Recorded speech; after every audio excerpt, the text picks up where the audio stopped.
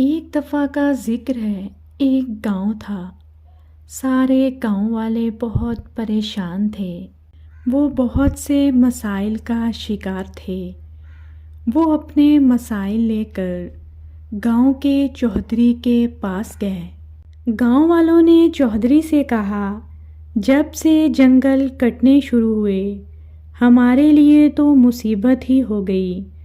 جنگل میں شکار نہیں ملتا تو شیر گاؤں میں گھس آتا ہے، اسے جو ملتا ہے وہ کھا جاتا ہے، چاہے وہ بچڑا ہو، بھیڑ، بکری یا کتا بلی۔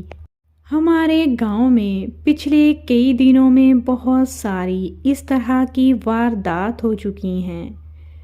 رات میں چپکے سے شیر آیا اور ایک گائے مار کر کھا گیا۔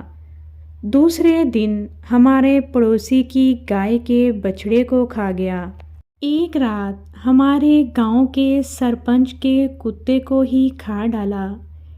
گاؤں والوں کے دلوں میں ڈر بیٹھ گیا کہ شیر کسی دن کہیں آدمی کو نہ کھا لے اور آدم خور بن کر بڑا نقصان پہنچائے۔ سارے گاؤں والے اپنی اپنی ہی بولی بول رہے تھے۔ کوئی کہہ رہا تھا، اس سال بارش کم ہوئی، تمام تالاب سوکھ گئے۔ کوئی کہہ رہا تھا، جنگل میں اب درخت نہیں بچے، ہم پکانے کے لیے لکڑیاں کہاں سے کاٹ کر لائیں۔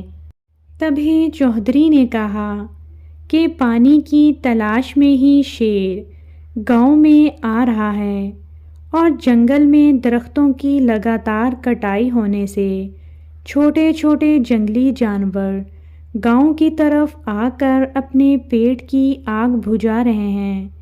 شیر کو شکار نہ ملنے کی وجہ سے وہ گاؤں کی طرف رخ کرتا ہے۔ ایسے حادثات کے ذمہ دار تو ہم ہی ہیں۔ راہیل دکھی لہجے میں کہنے لگا، شیر تو میری گائے کی بچڑی کو ہی کھا گیا ہے۔ چودھری صاحب، کوئی علاج سوچئے۔ احمد خان نے کہا، ہم ایک جال بنوا لیتے ہیں اور شیر کو اس میں پھنسا لیتے ہیں تاکہ ہم سب سکھ کی سانس لے سکیں۔ احمد خان کی بات سب کو ٹھیک لگی۔